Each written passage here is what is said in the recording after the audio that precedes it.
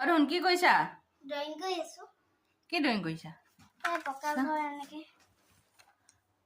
পকা ঘৰ চিনেৰী চিনাৰী তাৰপৰা কিবা এটা খাবা নেকি? খাম। কি খাবা?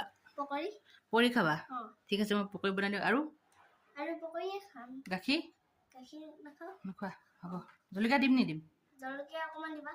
হ'ব, ঠিক আছে, মই পকৰি বনাই দিম। ধুনীয়া ড্ৰয়িং কৰি আছে আৰু মই এতিয়া পকৰি বনাম তাইৰ কাৰণে। আমাৰ ছোৱালীজনী বহুত ধুনীয়া ড্ৰয়িং কৰে। মই পকৰি বনাওঁগৈ তাইৰ কাৰণে। বন্ধাকবি, আলু আৰু পিঁয়াজ দি ল'লোঁ।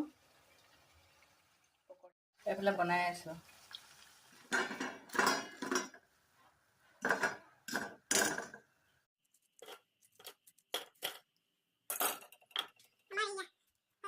হৈ গ'ল।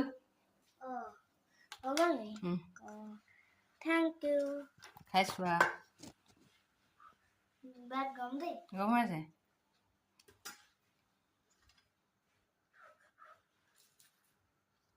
ভাল হৈছেনে? টেষ্টি।